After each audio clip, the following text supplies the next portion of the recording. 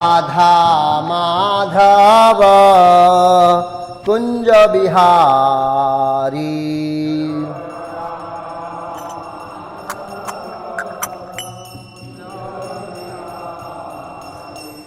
गोपीजन वल्लभ गिरिवरधारी।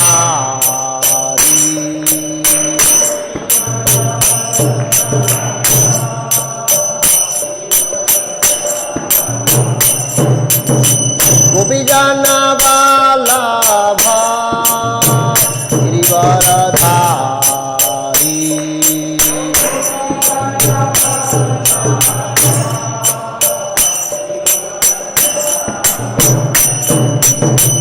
यशोदानंदन ब्रजजनरंजन यशोदानंदन यशोदानंदन ब्रजजनरंजन यशोदानंदन यशोदानंदन ब्रजजनरंजन यशोदानंदन यमुना तीरा वनचारी। यमुना तीरा यमुना तीरा वनचारी। यमुना तीरा जय राधा माधव कुंज बिहारी।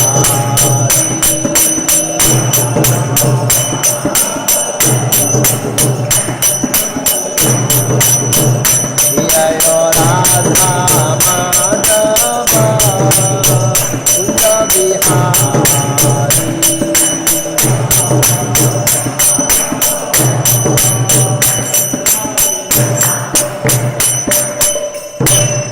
जय ओम विष्णुपाद परमहंस परिव्रजक आचार्य श्री श्रीमद अभयचरण अरविंद भक्ति वेदांत स्वामी प्रभुपाद की अनंत कोटि वैष्णव विंद की निताय गौर प्रेमानंदे।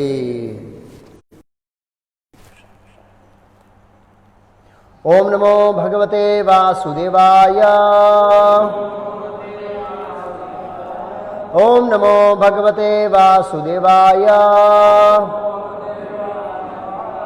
ओम नमो भगवते वासुदेवाय। ओम अज्ञानतिमिरान्धस्य ज्ञानञ्जनशलाकया चक्षुरुन्मीलितं येन तस्मै श्रीगुरुवे नमः। नमः ओम विष्णुपादाय कृष्णपृष्ठाय भूतले श्रीमते भक्तिवेदांत स्वामी नामिने नमस्ते सारस्वती देवी गौरवाणी प्रचारिणे निर्विशेष शून्यवादी पाश्चात्य देशतारिणे श्रीकृष्ण चैतन्य प्रभु नित्यानंद श्री अद्वैत गदाधर श्रीवासादि गौर भक्तविंद। हरे कृष्णा कृष्णा कृष्णा हरे हरे हरे राम राम राम हरे हरे। તમે 7મો ભાગ લખ્યો છે પ્રભુ યુટ્યુબ મારી વો 8મો ભાગ છે આજે 8મો ભાગ છે તમે 7 લખ્યા છે 7 છે આ શું રહ્યા વાંધો નહીં એ પછી છેલ્લે સુધાર દેજો મહાભારત 7 બતાવે છે જી। तो हम महाभारत पर पद्धतिसर चर्चा कर रहे हैं। कल हमने चर्चा किया था कैसे पांडवों का सब शिक्षण हुआ। एकलव्य और कर्ण भी आए थे। महाभारत में ऐसा लिखा है कि कर्ण ने ये गीता प्रेस के महाभारत में ऐसा लिखा है कि कर्ण ने द्रोणाचार्य शिक्षा लिया, लेकिन मध्वाचार्य मना करते हैं। दक्षिण भारत का जो महाभारत का एडिशन है उसमें भी बताया कि कर्ण ने उनसे नहीं लिया।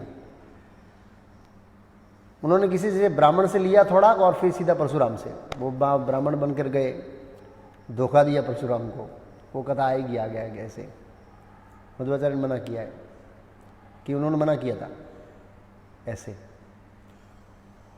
और द्रोणाचार्य का एकलव्य के बारे में कल चर्चा किया कैसे एकलव्य ने बिना गुरु की आज्ञा के ज्ञान लिया। फिर पांडवों की शिक्षा पूरी हुई और उसके बाद रंगभूमि मीन्स एक मंडप बनाकर सबके सामने प्रदर्शन कराया कि कैसी कैसी शिक्षा प्राप्त हुई। कर्ण का आना, उसका राज्याभिषेक करना, और संध्या हो गया, इसलिए वो चुनौती स्वीकार नहीं किया अर्जुन के सामने। लेकिन वो महाभारत टीवी सीरियल में बताते कि उन्होंने चुनौती स्वीकार किया। एक भक्त का फोन था कि वो युद्ध हुआ था अर्जुन का और कर्ण का, लेकिन महाभारत उन्होंने नहीं हुआ। और एक भक्त का प्रश्न था कि क्या कर्ण को हम सूतपुत्र माने या क्षत्रिय माने? निसंदेह क्षत्रिय। उस समय तो पता नहीं था, इसलिए लोग सूतपुत्र मानते थे। वो तो महारानी कुंती का पुत्र है, क्षत्रिय है, सूतपुत्र नहीं है। उस समय पता नहीं था, इसलिए लोग उनको सूतपुत्र मानते थे, लेकिन वो तो है तो क्षत्रिय, तो क्षत्रिय मानना चाहिए ना उनको ऐसे। और उसके बाद गुरु दक्षिणा के रूप में द्रोणाचार्य ने महाराज द्रुपद को मांगा, तो कौरव भी गए, हार कर आए, और पांडवों ने विशेष अर्जुन उनको बंदी बनाकर लाया। फिर युधिष्ठिर महाराज को युवराज पद पर स्थापित किया, उनको अभिषेक किया। उसके बाद हम समझे कि पांडवों की कीर्ति बढ़ रही थी, दुर्योधन से ये सहन नहीं हुआ। दुर्योधन द्वेष का प्रतीक है, तो हमारे हृदय में भी द्वेष रह सकता है। दूसरे भक्त कृष्ण भक्ति में प्रगति कर रहे हो, अच्छी सेवा कर रहे हो, तो हमारे हृदय में भी दुर्योधन आ सकता है। दुर्योधन स्थान ले सकता है। कोई भक्त हमसे प्रगति कर रहा है कोई भी फील्ड में, तो हम प्रभावित हो जाते हैं अंदर से भी, अनर्थ होने के कारण। कई बार बाहर से भी प्रभावित होते हैं, बोले खींचो इसका पैर, खींच लाओ इसको, बहुत आगे बढ़ रहा है, ऐसे होता है। मटेरियल वर्ल्ड मीन्स क्या? भौतिक जगत मीन्स ईर्षा और द्वेष से भरा जगत है, इसकी स्थिति यही है। और इनको वाणावत में लाक्षाग्रह का मैल बनाकर उनको जलाने का प्रयास करना, विदुर जी जरा बचाए जाना, और फिर वो गंगा को पार करके घने वन में चले गए। वहाँ पर हिडिम्ब नाम के असुर को मारा, और हिडिम्बा आई भीम के साथ विवाह करने के लिए। तो एक प्रश्न होता है कि एक इतना महान क्षत्रिय और भगवान कृष्ण का महान भक्त और एक असुरणी के साथ कैसे विवाह किया? तो मध्वाचार्य इसका बैकग्राउंड देते हैं। मध्वाचार्य ने कहा ये जो हिडिम्बा थी, तो ये तो वास्तव में असुर नहीं थी, तो स्वर्ग की अप्सरा थी। और वो इतनी सुंदर थी कि वो चाहती थी कि देवराज इंद्र सची देवी को छोड़ दे और मुझे स्वीकार करे। इतनी सुंदर थी वो। तो सची देवी को ये पता लगा कि ये मेरी स्पर्धा कर रही है, तो उन्होंने श्राप दे दिया कि तुम मनुष्य होने में जाओ और तुमको मनुष्य पति मिलेगा और कोई पति नहीं मिलेगा। और उनको बोला गया तुम पति चॉइस कर सकती हो। तो उन्होंने वायुदेव को चॉइस किया कि मनुष्य जन्म में मेरे वायुदेव पति बने, और उन्होंने तपस्या किया वायुदेव को प्रसन्न करने के लिए। तो वायुदेव ने बोला कि मैं कृष्ण अवतार में जाऊंगा वासुदेव की सेवा के लिए, उस समय तुझे ग्रहण करूंगा, ऐसा बताया मध्वाचार्य ने। और वायुदेव की पत्नी का नाम क्या है? बहुत भूल गया, अभी भी याद था मेरे मन में। बहुत सुंदर नाम है वायुदेव की पत्नी का नाम, यमदेव है। यमराज की पत्नी का नाम है श्यामलता। ऐसे वायुदेव की पति का नाम भ ऊपर है, BHA ऐसे पढ़ा था अभी मतलब। तो वायुदेव ने कहा मैं मेरी पत्नी के सिवाय किसी को स्वीकार नहीं करूंगा उस समय। तो उन्होंने कहा आप मेरी पत्नी को प्रसन्न करो, उनका आवेश होगा तभी मैं आपको स्वीकार करूंगा। तो फिर तपस्या किया उसने और वायुदेव की पत्नी को प्रसन्न किया। तो क्या जाता है कि इस जो हिडिम्बा के अंदर था उनका आवेश था, उनकी पत्नी का आवेश, इसलिए उन्होंने उनके साथ विवाह किया। ये बैकग्राउंड है मध्वाचार्य का। बाकी असुर से कैसे ही कर सकते हैं। और देवराज इंद्र का योजना था कि गरुड़गज उत्पन्न हो ऐसे। और फिर ये आगे गए और व्यासदेव का आना हुआ। हम देखते हैं कि जब हम कृष्ण भक्ति में गंभीर से आगे बढ़ने के लिए तैयार होते हैं तो हमको समय समय पर गुरु, साधु, शास्त्र, ब्राह्मणों इत्यादि का मार्गदर्शन मिलता रहता है। और हम देखते हैं कि पांडवों को बहुत मार्गदर्शन मिलता है। और पितामह भीष्म भी अपनी प्रार्थना बताते हैं कि आप इसलिए नष्ट नहीं हुए क्योंकि आपको ब्राह्मणों, वैष्णवों और साक्षात जनार्दन का मार्गदर्शन था। ये पितामह भीष्म भागवत के प्रथम स्कंद में बताते हैं। तो जब हम कृष्ण भक्ति में आगे बढ़ने के लिए तैयार होते हैं तो हमको मार्गदर्शन बहुत चाहिए।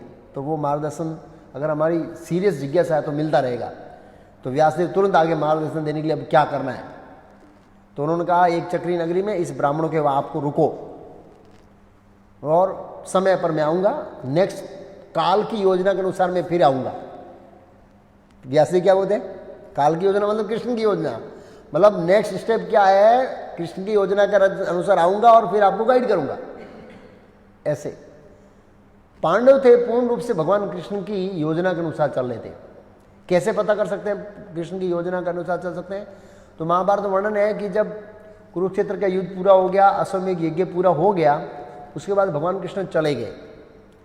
तो युधिष्ठिर महाराज ने अर्जुन को भेजा कि जाओ वासुदेव से पूछो नेक्स्ट क्या प्लानिंग है, क्या करना चाहते हैं, प्लानिंग जानने के लिए भेजा।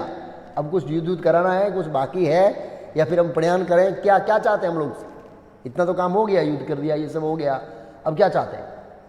तो एक शुद्ध भक्त होता है, वो हमेशा भगवान की योजना को जानने का प्रयास करता है। युधिष्ठिर महाराज ने भेजा अर्जुन को और इनडायरेक्टली भगवान ने बोल दिया कि अभी प्रयाण करो सब लोग, तो वही मेरी योजना है, ऐसे उनका संदेश था। तो व्यासदेव ने कहा एक ब्राह्मण के घर में रुकने का, और वहाँ पर ये रुक रहे थे और भिक्षा मांगने का सिस्टम ये था। युधिष्ठिर महाराज, मध्वाचार्य कहते हैं युधिष्ठिर महाराज ने भीम को मना किया जाने के लिए, क्योंकि वो जल्दी पहचान में आ जाएगा, और सभी भाइयों को बोला कोई आवाज़ नहीं निकला, ऐसे ऐसे मतलब भिक्षा मांगेगा, बोलेगा नहीं कुछ, क्योंकि क्षत्रियों की वाणी से तुरंत लोग पहचान जाएंगे, और दुर्योधन ढूंढ रहा है कि ये लोग बच गए नहीं बच गए। तो युधिष्ठिर महाराज को भी नहीं जाते थे, अर्जुन, नकुल और सहदेव 3 लोग भिक्षा लाने जाते थे, भीम को घर में रखते थे। वो तो इतना बड़ा है तो पहचान जाएगा ना, इसलिए कभी कभी युधिष्ठिर महाराज जाते थे, ऐसा लिखा है। और इस भिक्षा की सिस्टम क्या थी, जितनी भी भिक्षा आती थी उसका सबसे पहले 2 भाग होता था। कितना भाग, हाँ 2 भाग, 2 भाग में एक खाली भीम को जाता था और फिर दूसरे 5 भाग, 4 भाई और 1 माता, इधर, और वो भी कम पड़ता था उनको, वो भी कम पड़ता था। कभी कभी बोला यार बहुत पेट में जलन हो रही है क्यों, भोजन कम मिला है भिक्षा में से।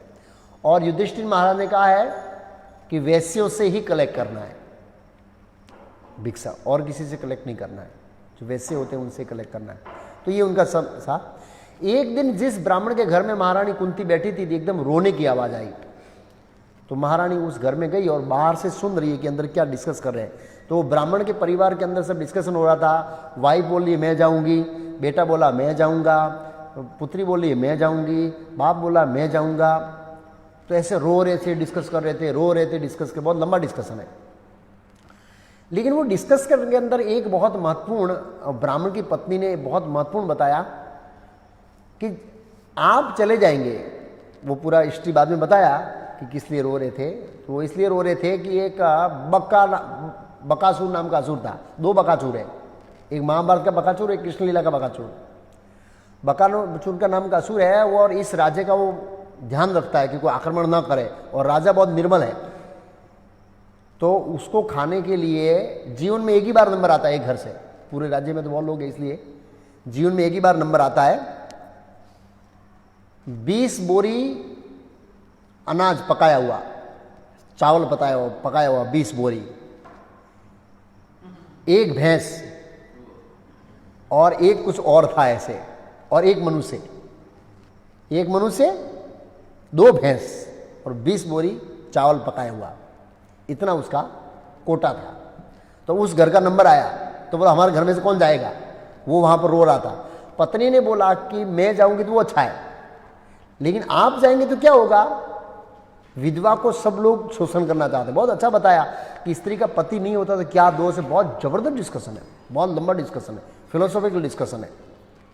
और उनको बताया कि मैं नहीं चाहते वो भी मेरी पुत्री को ये लोग ले जाएंगे, नहीं चाहते वो भी निर्बल लोगों के हाथ में पुत्री चला जाए, ऐसे बहुत दोष बताया उन्होंने। अब ये जब रो रहे थे आपस में, तो महारानी कुंती समझ गई कि ये दुविधा है। तो तुरंत कुंती महारानी ने प्रवेश किया, पूछा क्या समस्या। बोला ये समस्या है। बोला आप में से कोई नहीं जाएगा, मेरा बेटा जाएगा। हम आपके मेहमान हैं और हमारा कर्तव्य बनता है कि आपको मदद करें। तो उन्होंने पहले मना किया, बहुत रिक्वेस्ट करने के बाद कुंती महारानी की बात मानी, और कुंती महारानी आके तुरंत किसको बताया, भीम जो घर में ही था, बाहर जाता नहीं था उनको बताया। और उसको पूर्ण विश्वास था कुंती महारानी को कि इस बकासुर को मारकर भीम हमेशा के लिए ये सिस्टम को ख़त्म कर देंगे। तो उस ब्राह्मण को भीम ने कहा कि देखो मनुष्य तो मुझे नहीं चाहिए, भैंस के बदले में फिश बना के दे दो। 100 किलो पूरी, 100 किलो सब्जी, 100 किलो हलवा। भीम ने कहा एक भैंस के में जितना खर्चा होता है उतना मुझे भोजन बना के दे दो। और पूरा छगड़ा भरा। भीम ने क्या किया, एक छगड़ा भरा, 50 किलो 100 किलो सब, और भर के लेके जा रहा है। और पीछे क्या कर रहा है, ये घड़ा आगे रखा, खा रहा है, चप खा रहा है। और वो गुफा के सामने खड़ा करके आवाज लगा, ए बकासुर, बदमाश, बारा। अब वो बारा देख रहा है, और ये भाई एक एक मटके को बैठे बैठे खा रहा है। और महाभारत में लिखा है कि वो आके धक्का मारता है ना, फिर वो खाना नहीं छोड़ता है। 2 बार अर्जुन भीम को धक्का ऐसे या मारा। भीम तो खाने में ही मस्त है, उसको कोई असर ही नहीं हो रही है। हाँ, ऐसा लिखा है अर्थ में, ऐसे मस्त है। जब खा पू के ऐसा हो गया, सब तैयार हो गया, जब खाली हो गया, और वो भीम को देखकर और गुस्सा हो रहा है कि मेरा लाया हुआ अनाज खा रहे हैं। लेकिन वो सोच रहा था कि एक साइड में वो प्रसन्न था, वो क्योंकि इतने मोटे आदमी को मैं खाऊंगा इस बार। इसलिए वो प्रसन्न भी था, लेकिन फिर भी साथ में मेरा खाना खा रहा है, ऐसा था। तो भीम ने क्या किया, जो हाथ वाथ धोया, आचमन किया, और फिर युद्ध शुरू हुआ उनके साथ। भयंकर युद्ध हुआ, और अंततः भीम ने उसको क्या किया, मचर दिया। तो ये बात है एक चक्र नगर, नित्यानंद प्रभु के जन्म स्थान। अभी भी वहाँ पर आर्टिकल आया था मायापुर से, उसमें बताया कि अभी भी वहाँ पर एक जगह है, बहुत बड़ी गुफा, जिसमें बहुत बड़ा सांप रहता है। 5000 साल से वो सांप रहता है वहाँ पर। कितने हजार साल से? क्योंकि अर्जुन ने देखा कि ये बड़े भैया हैं, वो कब से क्या आए नहीं है, तो वो बहुत दूर से उन्होंने एक सर्प बाण छोड़ा। लेकिन जो सर्प बाण आ रहा था, भीम ने कहा ए रुक जा, मार दिया मैंने उसको, जरूर नहीं है। तो अर्जुन उसको पीछे खींचा ही नहीं, उस सर्प को वहीं पर छोड़ दिया। और वो कहते हैं उसकी गुफा में रहता है, और उसके ऊपर क्या कर दिया लोगों ने, पत्थर डाल दिया। वो अभी भी गुफा है, ऐसे बोल रहे ऐसे सर्प बाण। और भीम वापस आ गया, और माता कुंती ने बताया उस ब्राह्मण को कि आपको किसी को बताना नहीं, मेरे बेटे ने मारा है। और बताना कोई ऐसे कुछ मंत्र तंत्र से कोई ब्राह्मण था, आया था, उसने मार दिया ऐसे करके। और पूरे गांव ने फीस्ट दिया कि जो भी ब्राह्मण ने इसको मारा है मंत्र तंत्र से, उसके लिए हम फीस्ट बनाते हैं। बड़ा उत्सव मनाया उसके बाद ऐसे। अब वो हो गया, और फिर उस ब्राह्मण के घर में दूसरे 4-5 ब्राह्मण आए, जो जा रहे थे किसकी ओर, पांचाल की ओर जा रहे थे। पांचाल की ओर, ऐसा कहा जाता है पांचाल मीन्स पंजाब, पांचाल मीन्स पंजाब नहीं। आज तो पंजाब की कथा चल रही है भाई। जो भी, तो पांचाल की ओर जा रहे थे, उसके घर में रुके, तो उन्होंने पूछा पांडवों ने, जो ब्राह्मण के वेश में थे, कहाँ जा रहे भाई? अरे आपको पता नहीं, महाराज द्रुपद अपनी पुत्री के लिए स्वयंवर रच रहा है। अपनी पुत्री? हाँ, बोला उनके एक पुत्र और पुत्री है। तो पांडवों को पता नहीं था। क्यों पता नहीं था? गुरु दक्षिणा दिया तब तक तो पांडवों को पुत्र और पुत्री नहीं थे, मतलब शिखंडी के सिवाय। शिखंडी नहीं एक थी, शिखंडी नहीं थी ना। धृष्टद्युम्न और द्रौपदी तो बाद में उत्पन्न हुए ना। मेरे ख्याल से ये कब उत्पन्न हुए, जब ये लोग वाणावत में 1 साल रुके ना, तब धृष्टद्युम्न और शिखंडी उत्पन्न हुए। क्यों, कैसे? गुरु दक्षिणा में इधर द्रुपद को लाए, द्रुपद का वो सब सेटलमेंट हो गया कि उनके साथ। हाँ, लेकिन क्षत्रिय का अपमान इतना आसान भूलना नहीं है। क्षत्रिय अपमान नहीं भूलता है, उसका नेचर है। आर्टिफिशियली उन्होंने मित्रता स्वीकार कर ली, मित्रता तो रखेंगे ही, फिर भी मेरा बेटा इनको मारेगा। तो ये अलग अलग ब्राह्मणों को ढूंढने लगा वापस आके। कौन? महाराज द्रुपद। बहुत ब्राह्मण ढूंढा कि मुझे ऐसा यज्ञ करो जिसमें से ऐसा पुत्र उत्पन्न हो जो द्रोणाचार्य का वध करे। तो ब्राह्मणों ने सोचा, यार एक ब्राह्मण के वध के लिए आप हमसे क्यों पाप कराना चाहते हैं? लेकिन 2 उनको ऐसे मिल गए कि हाँ हम करेंगे, अगर विधाता की इच्छा है तो इसको कौन रोक सकता है। हाँ, अगर विधाता की इच्छा है तो कौन रोक सकता है? तो वो ब्राह्मण कथा बताते हैं, माता द्रौपदी के जन्म और धृष्टद्युम्न के जन्म की कथा बताते हैं पांडवों को। तो उन्होंने बताया कि द्रुपद का अपमान हुआ। उनको पता नहीं कि ये पांडव ही है जो द्रुपद महाराज को पकड़ के ले गए। और उनके सामने कथा कह रहे हैं कि जब अर्जुन पकड़ कर ले गया तो मित्रता तो हो गई, लेकिन द्रुपद अपने मन में जो अपमान हुआ भूल नहीं पाया।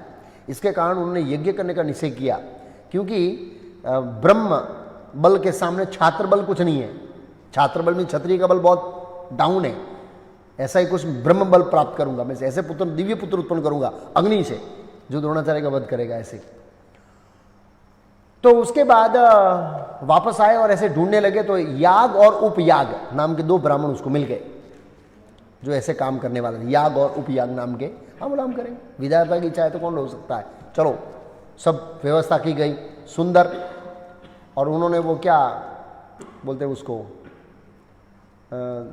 दशरथ महाराज के वहाँ विष्णुदूत लेके आए थे, क्या बोलते हैं उसको, खीर, स्पेशल खीर, उसको दूसरा भाषा में क्या कहते हैं, पायसम, पायसम, विशेष खीर। तो वो तैयार किया मंत्रों से अभिमंत्रित करके, और महारानी को बोला जल्दी आओ, खीर तैयार है, ग्रहण करो। नहीं नहीं, अभी तो मेरे मुंह में पान चबाया हुआ था, मैं स्नान करूंगी, नया वस्त्र पहनूंगी, मेरे को टाइम लगेगा। तो याग और उपयाग ने कहा कि ये तो याग ने तैयार किया है खीर और उपयाग ने मंत्रों से अभिमंत्रित किया है, ये किसी का इंतजार नहीं करता है, ये बिना किसी स्त्री के बच्चों को जन्म दे देगा। ऐसे करके घी डाला अग्नि में, स्वाहा, और तुरंत धृष्टद्युम्न उत्पन्न हो गया। कितने पावरफुल ब्राह्मण थे खीर से पुत्र उत्पन्न कर दिया, अग्नि में आ रहा, कितने पावरफुल ब्राह्मण थे आप। और हम कहाँ हैं, ब्राह्मण दीक्षा लिया है लेकिन नाम के ब्राह्मण है, कोई मंत्र काम नहीं करता है हम खुद मंत्र बोलते बोलते सो जाते हैं ब्राह्मण खुद सो जाते हैं, तो फिर ब्राह्मण के मंत्र काम थोड़ी करेंगे। इट्स वेरी डिफिकल्ट बहुत। फिर भी प्रभुपाद जी ने हमारे को इतनी कृपा किया है कि कम से कम हमको परीक्षण मिल रहा है ब्राह्मण बनने का, कि धीरे धीरे इस बार आप ब्राह्मण बनिए। और दूसरा आहुति डाला जब धृष्टद्युम्न उत्पन्न हुआ, तो दिव्य कवच के साथ, यंग 16, 17, 18 साल, नॉट ए बॉय, मैच्योर, परिपक्व अवस्था, युवान, और ऐसे सीधा जाके रथ में बैठ गया, रथ में युद्ध करने के लिए, इतना जोश था उसके अंदर, ऐसा वर्णन है। और पांचालों को बहुत हर्ष हुआ उससे, पांचाल बड़े प्रसन्न हुए। और उसके बाद माता द्रौपदी प्रकट हुई। जब माता द्रौपदी प्रकट हुई तो बहुत सारी भविष्यवाणी हुई, किसका नाम कृष्णा है, ये देव कन्या है, और देवताओं का विशेष कार्य करने के लिए ये भौतिक जगत में प्रकट हुई है, भगवान कृष्ण की महान भक्ति है, और साथ साथ में इससे कौरवों को भय रहेगा। अब पांचालों को तो यही चाहिए था, कौरवों के अंदर भय उत्पन्न, तो ये बड़े पांचालों ने शंख वंख बगाया और बड़ा हर्ष नाद मनाया। ऐसे दोनों मैच्योर अवस्था में थे। तो उन ब्राह्मणों ने बताया कि 2 बच्चे प्रकट होने के बाद वर्णन आता है कि उन्होंने शस्त्र विद्या धृष्टद्युम्न ने द्रोणाचार्य से ली। जैसे ही धृष्टद्युम्न का जन्म हुआ है, पता लगा किसको, द्रोणाचार्य, तुरंत द्रुपद के वहां आए। कई बार लोग ऐसे कहते हैं कि द्रुपद उनके पास लेके गए शिक्षा देने के लिए, लेकिन नहीं, ऐसा बताया कि वो स्वयं आए और उनको पता था कि मेरे को मारने के लिए उत्पन्न हुआ है।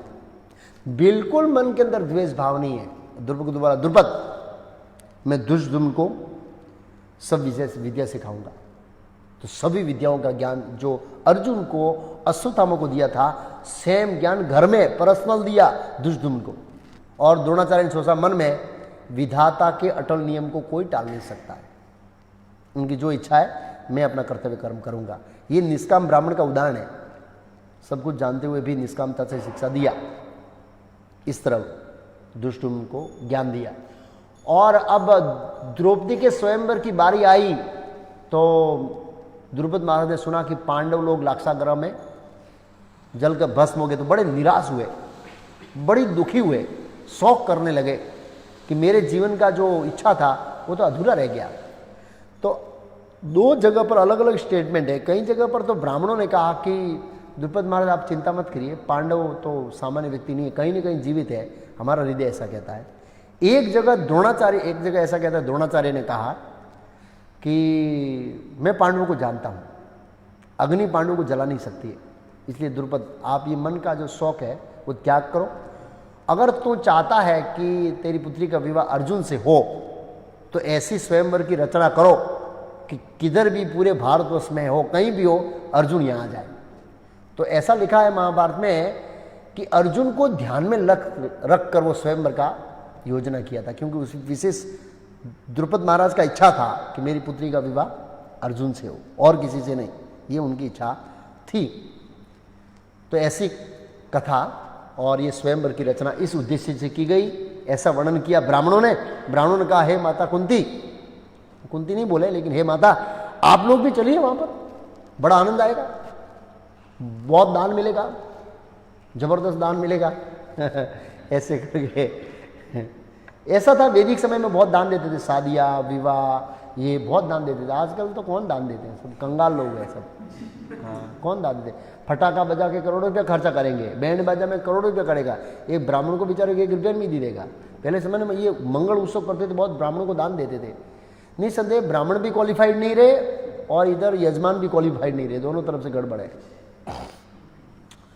और जैसे ही उनको बोला तो ये सोच रहे थे क्या करें, तब तक व्यासदेव आए। व्यासदेव ने धर्म का उपदेश दिया सबसे पहले पांडवों को, और फिर बताया कि आप लोग द्रुपद के वहां चाहिए, ये द्रौपदी पांडवों की पत्नी है, 5 की, पहले ही बता दिया व्यासदेव ने। ऐसे ये 5 पांडवों की पत्नी है, और पिछले जन्म का इतिहास बताया कि शिव जी का वरदान है द्रौपदी के ऊपर, इसको 5 पति मिलेंगे।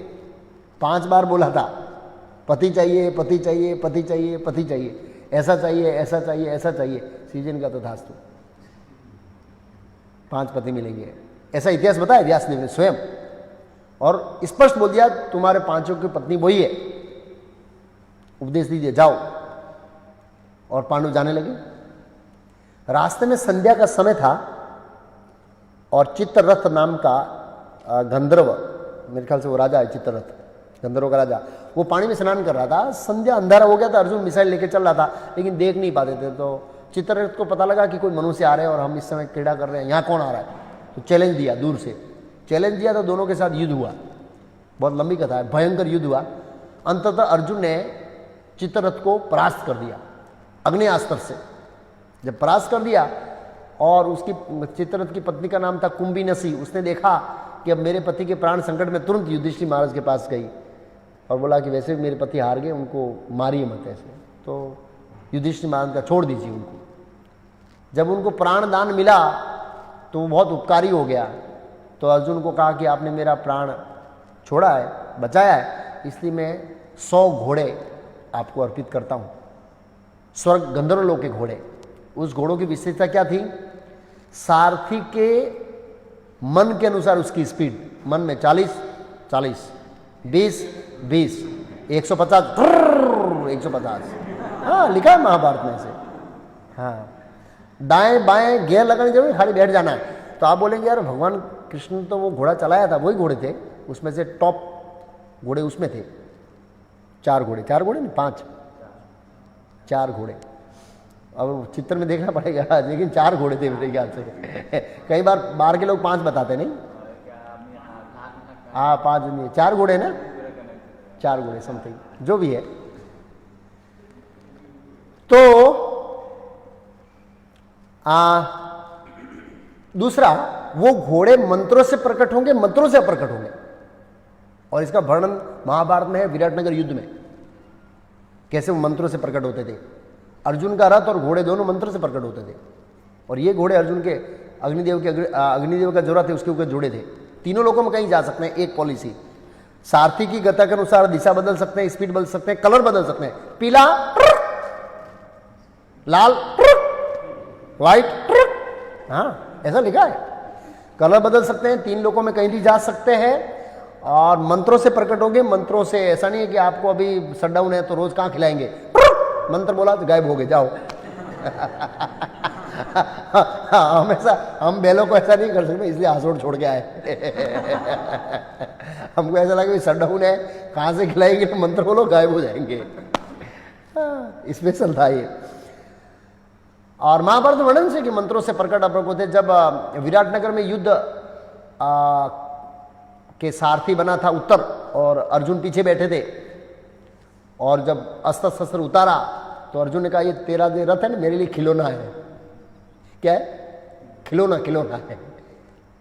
ये उत्तर बहुत बड़ा रथी मारती था, ये भी बोला तेरा रथ मेरे लिए खिलौना है। और अर्जुन ने मंत्र पढ़ा, हरे कृष्णा कृष्णा कृष्णा हरे हरे, हरे राम राम राम, डुम प्रकट हो गया। ठीक है, वो हरे कृष्ण महामंत्र से वैदिक मंत्र पढ़ा होगा, उसका जो भी प्रकट करने का, लेकिन क्या आप ऐसा एग्जैक्ट मत सोचना, मैं उदाहरण दे रहा हूं।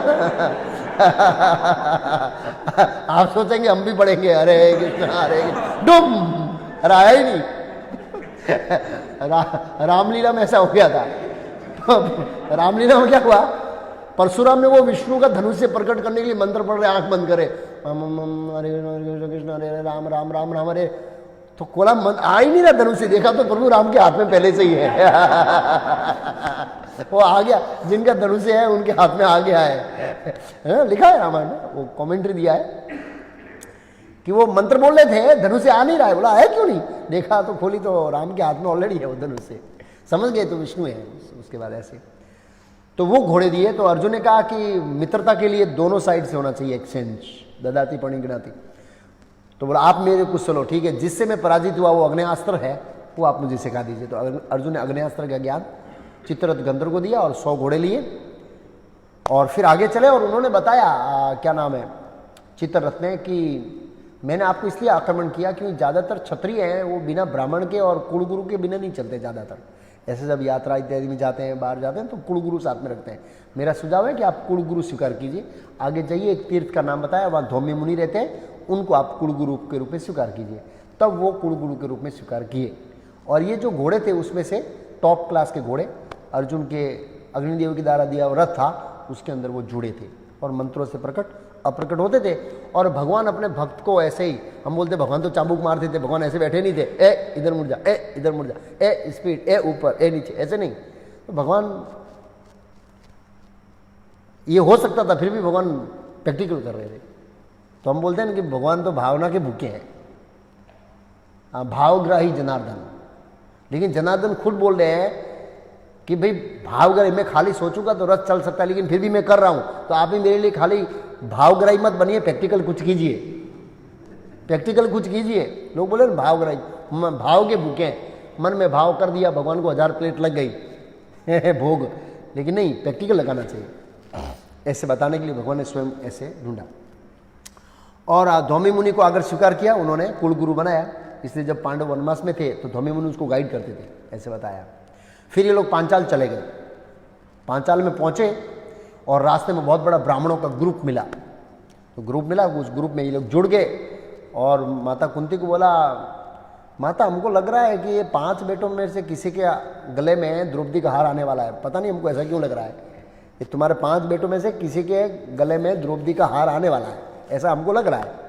और गए और वहाँ पर ये कुम्हार के वहाँ रुके, 5 पांडव एक कुम्हार के घर में रुके।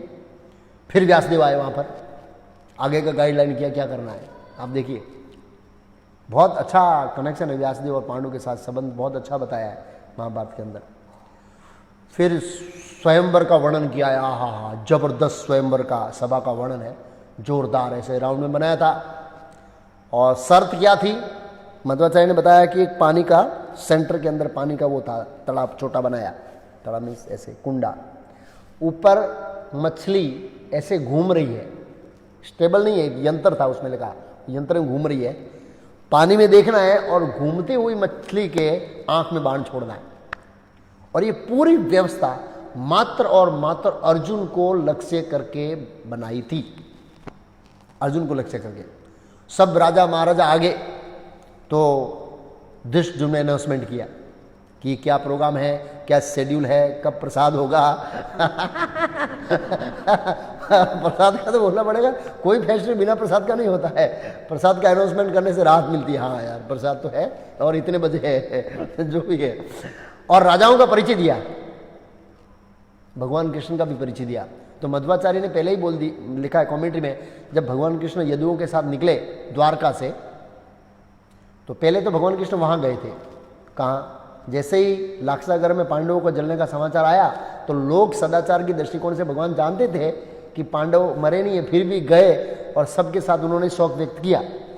लेकिन जब भगवान वहां थे तो यहाँ पर सत्यभामा के पिताजी को मार दिया। किसने? क्या नाम सत्यभामा के पिताजी का नाम? सत्राजित को हत्या कर दिया। किसने? नाम भूल गया है। 3 लोग थे उसमें, लेकिन सत्राजित की हत्या कर दिया। तो फिर वापस आए और उसका वध किया। क्या नाम है? भगवान ने इसका वध किया और वध करने के बाद उनको आमंत्रण मिला महाराज द्रुपद का स्वयंवर में।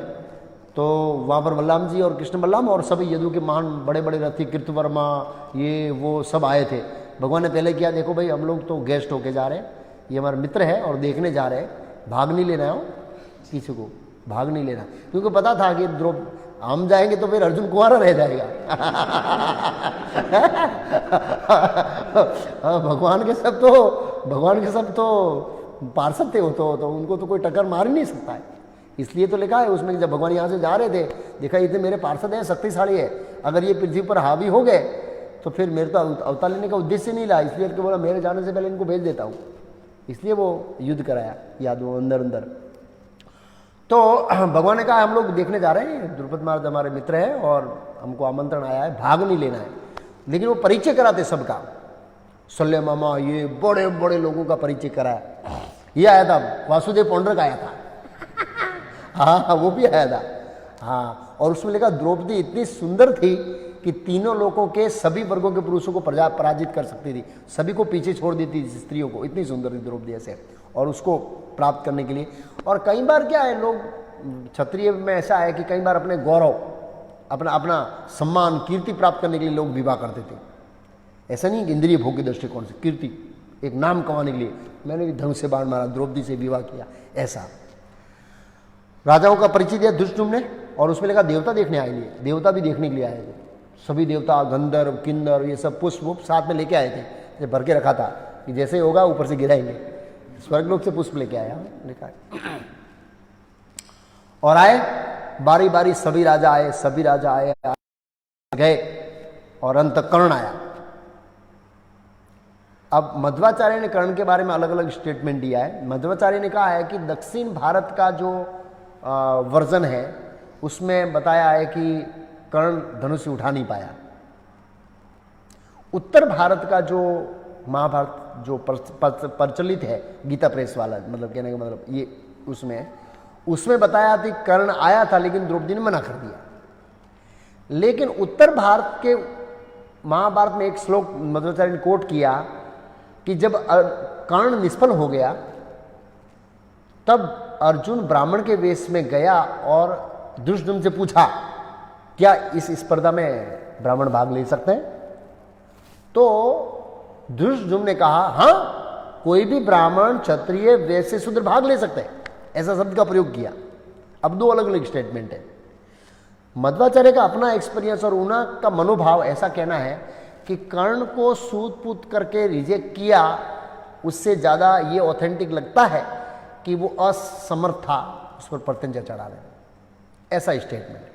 लेकिन महाभारत में ऐसा बताया कि वो गया और उस धनुष से उठाया, कि सातों विशेष धनुर्धर थे, बहुत बड़ा धनुर्धर था। और द्रौपदी ने देखा, द्रौपदी को पता था कि ये कर्ण सूत पुत्र है, तो उन्होंने मना किया कि मैं सूत पुत्र से विवाह नहीं करना चाहती हूँ, इतना ही। और कर्ण ने वो रख दिया, कुछ ज़्यादा अंदर अपमान लगा लेकिन वो रख दिया। और कर्ण हंसा, तो क्यों हंसा? बोला तू कुंवारी रहेगी। कर्ण ऐसा सोच रहा कि मेरे सिवा ये कोई कर नहीं सकता, इसलिए तू कुंवारी रहेगी, और पांडव तो मर गए इसलिए तू कुंवारी रहेगी।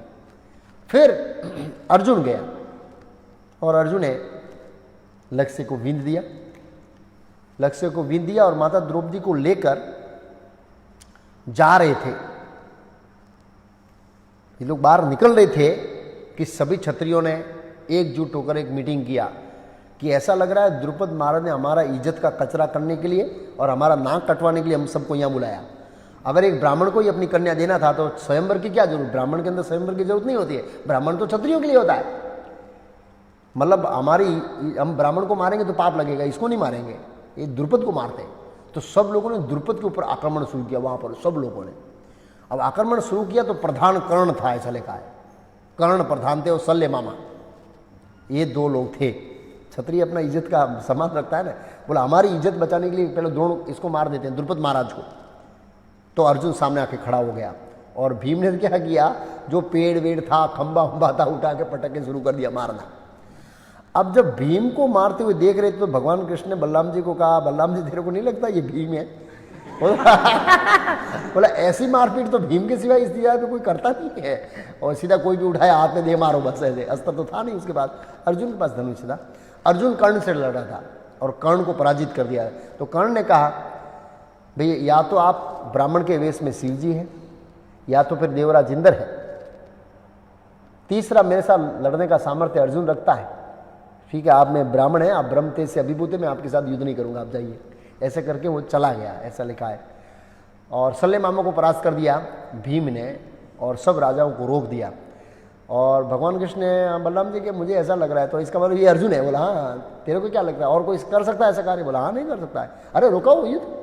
बलराम ने बोला युद्ध रुको, बिना काम के मारे पांडवों को। और फिर भगवान कृष्ण उठे, ए भाई हरि बोल, सुनो सुनो मेरी बात सुनो ध्यान से।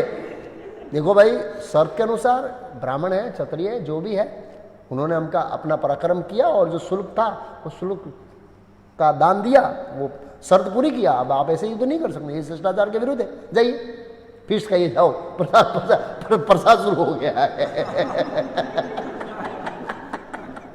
प्रसाद शुरू हो गया है, विवाह जाइए। तो भगवान कृष्ण का सम्मान सब राजाओं ने रखा और सब लोग चले गए। और उसमें लिखा है फिर वो गए, फिर बाहर रुके थे, गए नहीं थे। जब पूर्ण रूप से पता लगा कि ये पांडव है, तभी वो लोग गए। वो जानने की इच्छुक थे कि ऐसा कौन ब्राह्मण आ गया इस ब्रह्मांड के अंदर जो बड़े बड़े क्षत्रियों को भी परास्त कर दिया, हमने तो सुना नहीं। वो जिज्ञासु थे। फिर अर्जुन वहां से लेके गया कुंभार के वहां, और अर्जुन ने कहा माता हम भिक्षा लेके आए। ठीक है, 5 लोग बांट के खा लीजिए। लेकिन पीछे मुड़ के देखा तो ये तो द्रौपदी माता को लेके आए। बोला तुम लोगों ने मेरे साथ ऐसा किया, और मेरा वचन है तो वचन को सत्य होना चाहिए। तो माता चिंतित हो गई, बहुत चिंतित हो गई। उनको बोला बांट कर ले लो, तो ये स्त्री है, उसको थोड़ी बांट सकते हैं ऐसे। तो युधिष्ठिर महाराज के पास गई माता कुंती कि मैंने ऐसा वचन बोल दिया और इसका वचन का पालन होना चाहिए, मेरे मुंह से कोई असत्य निकलता नहीं है, मैं समझ नहीं पा रही हूँ इसका क्या रहस्य है। युधिष्ठिर ने बोला ठीक है, कोई एक भाई विवाह कर ले। बोला नहीं, मैंने बोला 5 को बांट कर लेना है। तो बहुत चर्चा हो रही है, डिस्कशन। फिर युधिष्ठिर महाराज ने बताया कि जो 5 भाइयों के साथ विवाह करना, फिर व्यासदेव का वचन स्मरण आया युधिष्ठिर महाराज को, व्यासदेव ने भी ऐसा बोला था। फिर युधिष्ठिर महाराज का मेरा मन और बुद्धि कभी भी अधर्म में प्रवृत्त नहीं होते हैं, लेकिन इस कार्य के अंदर मेरी बुद्धि सहमति दे रही है। इसका मतलब ये धर्मपूर्वक है। ये कैसे धर्मपूर्वक है वो मैं नहीं जानता, लेकिन है ये कार्य धर्मपूर्वक। ये 5 के साथ विवाह करना ये धर्मपूर्वक है। कैसे मुझे पता नहीं, लेकिन मेरी बुद्धि अधर्म में प्रवृत्त नहीं होती, मेरा मन अधर्म में प्रवृत्त नहीं होता, लेकिन इसमें मेरा मन और बुद्धि दोनों साथ देते हैं, ऐसा युधिष्ठिर महाराज का। अब ये डिस्कशन चल रहा था, तब तक भगवान कृष्ण आए। मेरे ख्याल से पूरे पांडव परिवार को भगवान कृष्ण पहली बार मिल रहे हैं। मध्वाचार्य के कमेंट के अनुसार भीम गया था मथुरा और बलराम जी से गदा सीख आया, लेकिन यहां पर पूरे परिवार के साथ, जहां तक मैं समझता हूं, किसी को याद है उससे पहले मिले नहीं, यहां पहली बार मिल रहे हैं। आए और सीधा कुंती महारानी का चरण स्पर्श किया शिष्टाचार के अनुसार भगवान ने, बलराम जी ने, दोनों ने युधिष्ठिर महाराज के चरण स्पर्श किए। फिर युधिष्ठिर महाराज ने पूछा वासुदेव आपने हमको पहचाना कैसे? तो भगवान ने कहा अग्नि कहीं भी छिपी हो, सब लोग उसको जान सकते हैं कि अग्नि कहाँ है। तो भगवान की दृष्टि में से कौन रह सकता है? बहुत अच्छा समाचार पूछा, ये पूछा, और फिर भगवान चले गए। सभी यादव बहुत साथ में आए थे, वो लेके स्वयंवर देख के चले गए। और फिर द्रुपद महाराज ने धृष्टद्युम्न को भेजा, बेटा जाओ पता करो कि मेरी लाडली पुत्री है वो किसके हाथ में गई है, वास्तव में वो है कौन, ब्राह्मण है, कहाँ का ब्राह्मण है, क्षत्रिय है, वैश्य है, शूद्र है, मैं जानना चाहता हूँ क्या उसका भविष्य है, क्या बैकग्राउंड है। तो धृष्टद्युम्न चुपके से गया और सब वहाँ सब एक्टिविटी देखी, और जो अंदर की बातें चल रही उसको बताया कि ऐसा ऐसा है। अब उनको डाउट था कि ये पांडव है, वो पता नहीं कर पाया एग्जैक्ट कौन है, डाउट था। और जानना और द्रुपद को बताना कि ऐसा ऐसा हुआ है, 5 भाई है और 5 की सेवा कर रही है, उनके साथ में एक बूढ़ी औरत है, मुझे लगता है कि कुंती है। तब तक तो ये दुष्टदुम्न वापस जाता है और तुरंत एक पुरोहित आता है, उनको इंडिकेशन मिल गया कि पांडव है, कंफर्म नहीं हुआ है वर्बली मुंह से मुंह, वो देख के प्रवृत्ति करके बताया। और फिर पुरोहित भेजा, महाराज द्रुपद ने एक पुरोहित को भेजा और उनका आपको राजभवन में बुलाया है। तो ये लोग राजभवन में गए रथ में बैठकर, जिस रूम में प्रसाद सर्विंग हो रहा था उस सामने सब अस्त्र शस्त्र रख दिए। क्या रखे? और उनको कहा पूरा ध्यान से देखना, क्योंकि क्षत्रिय को रुचि किसमें होती है?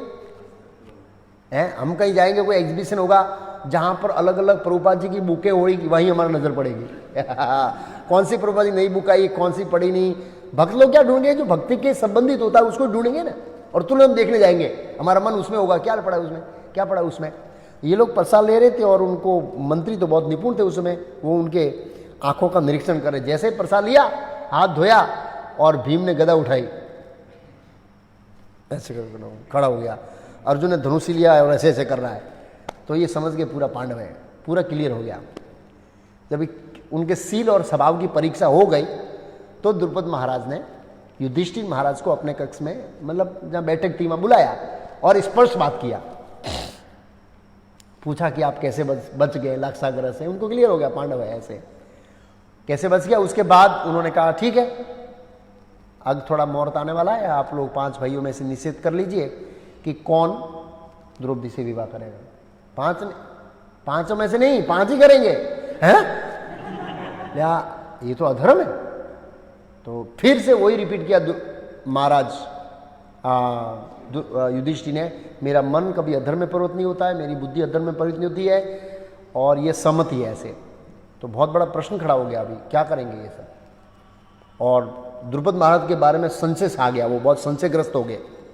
बहुत डिस्कशन हुआ, आर्ग्यूमेंट हुआ युधिष्ठिर महाराज के इतिहास में ऐसा कैसा हो। तो युधिष्ठिर महाराज ने इतिहास का साक्षी दिया,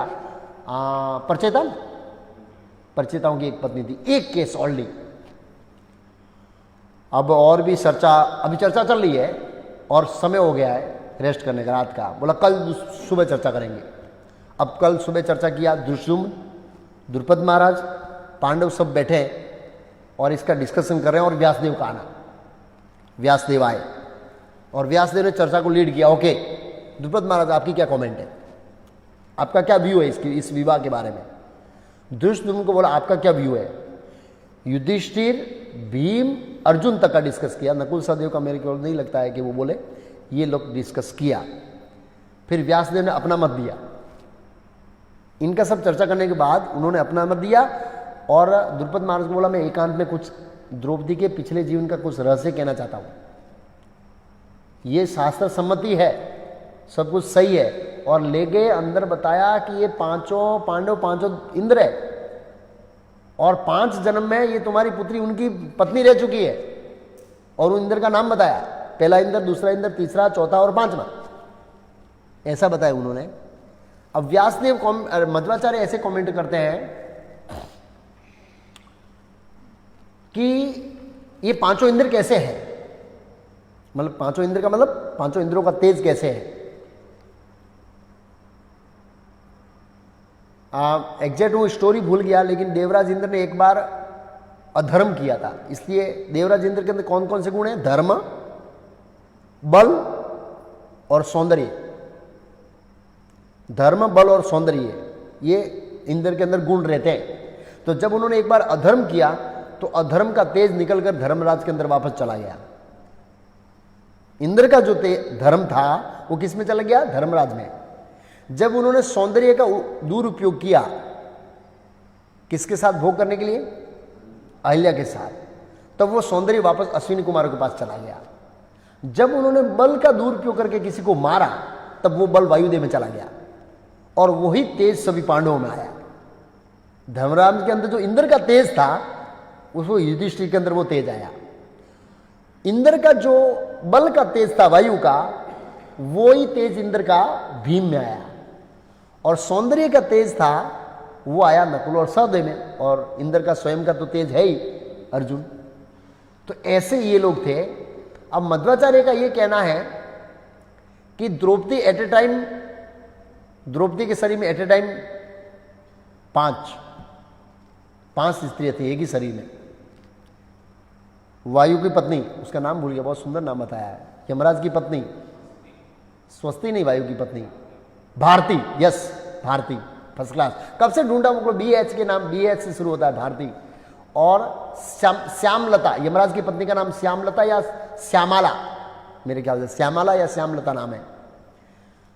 तो ये पांचों स्त्रियों ने, सची, श्यामला और इनकी पत्नी का नाम है उषा, किसकी, अश्विनी कुमारी पत्नी का नाम है उषा। तो ये बार क्या हुआ, ये चारों पांचों स्त्रियां एक शरीर में हो गई और ब्रह्मा जी की जाके मजाक किया तो ब्रह्मा जी ने श्राप दिया। उन्होंने कुछ पूछा होगा तो ब्रह्मा जी अकड़ गए कि तुम मनुष्य लोक में जाओगी और एक ही शरीर में तुमको 5 पति होंगे। तो मध्वाचार्य ने जब कमेंट किया कि जब 1 साल तक ऐसे भाइयों का वो था नियम, तो मान लो युधिष्ठिर के साथ रहती थी तो उस समय द्रौपदी श्यामाला बन जाती थी, वायु के साथ रहती थी भीम के साथ तो वो भारती बन जाती थी, प्रीडोमिनेट अंदर होता था। अब ये एग्जैक्ट कैसे होता है वो तो देव जैसे लोग हैं, हम लोग सोचेंगे यार ये कैसे वैसे है। तो मैंने पहले ही बताया कि महाभारत है, ये अपनी बुद्धि में बैठने वाला टॉपिक नहीं है, इसको शास्त्र जो कहते हैं इसको ही समझाना पड़ेगा। जिसके साथ वो रहते थे उस समय वो प्रधान बन जाती, बाकी को डॉर्मिट, डॉर्मिट मीन्स अपना प्रभाव दबा देते थे ऐसे। तो ऐसे ये पांचों का तेज है, ऐसे 5 है। और उन्होंने अपने व्यासदेव ने दिव्य दृष्टि से द्रुपद महाराज को बताया कि देखो 5 इंद्र, और उनके साथ द्रौपदी को बताया विजय, जैसे विश्वरूप बताया ना भगवान कृष्ण अर्जुन को, ऐसे ही उनको बताया ये 5 इंद्र ही है और ये उनकी पत्नी सती देवी है, स्वर्ग की लक्ष्मी है। तो बहुत प्रसन्न हुए व्यासदेव, अरे द्रुपद महाराज, और उनको स्वीकार किया। फिर व्यासदेव ने कहा ये सब क्लियर हो गया, व्यासदेव का चर्चा हो गया, एकांत में ले जाए दिव्य दृष्टि, फिर कलमिच हो गया व्यासदेव, फिर वापस आए सभा के अंदर और फिर स्वीकार हो गया, सब कुछ ऐसे क्लियर हो गया। और व्यासदेव ने बोला कल ही मुहूर्त है, युधिष्ठिर कल तुम्हारा विवाह कर लो। ऐसे एक एक दिन एक एक भाइयों का विवाह होता गया। तो वो जब विवाह हो रहा था युधिष्ठिर महाराज का तो धर्मराज की पत्नी के साथ हो रहा था, ऐसे ऐसे ऐसे विवाह हुआ ऐसे।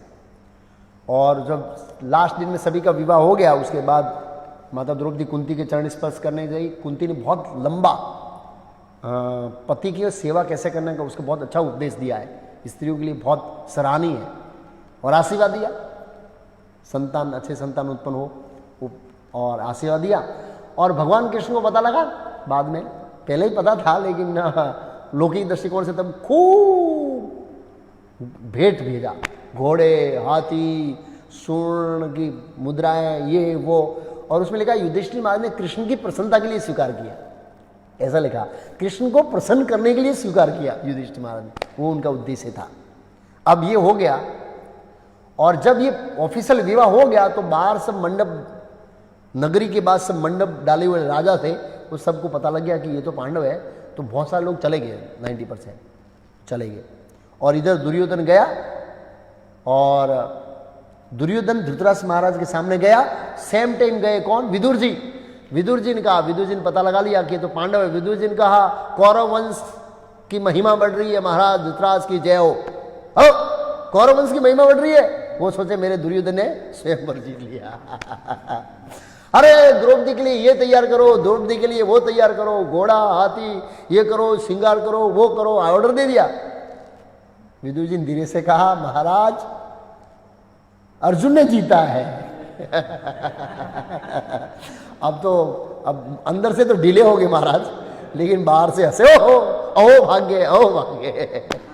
क्योंकि वो क्या नाम का वो था उनका मंत्री, कणिक, उसने बोला था कि शत्रुओं के, जब शत्रुओं से बात करें तो बाहर से मीठा भाव नहीं आना चाहिए कि अंदर से गुस्से हैं हम लोग। तो वो सब ट्रेनिंग दे रखी थी, तो ओ भाग्य करके, ठीक है, बहुत अच्छी बात है। अब दुर्योधन बहुत चिंता में डूब गया, घबराने लगा दुर्योधन, क्योंकि राजा द्रुपद बहुत शक्तिशाली थे, बहुत घबराने लगा, क्या करें क्या करें। तो सब मीटिंग बुलाई, 2 प्रकार की मीटिंग होती थी, एक धृतराष्ट्र के सामने अलग मीटिंग, और एक शकुनी, कर्ण दुशासन और दुर्योधन, ये चार की मीटिंग तो हमेशा ही चलती थी।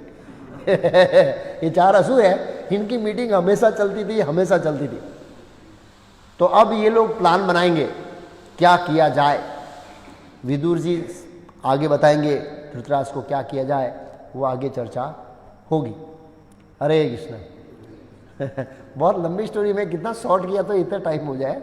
अभी तक तो हम यहीं पहुंचे हैं, अभी तक तो वनवास में 14 साल निकालना है, उसके बाद इतना बड़ा युद्ध निकालना है। ऐसे है, लॉकडाउन पूरा हो जाएगा। शिला प्रभुपाद की, निताई गौर प्रेमानंदे।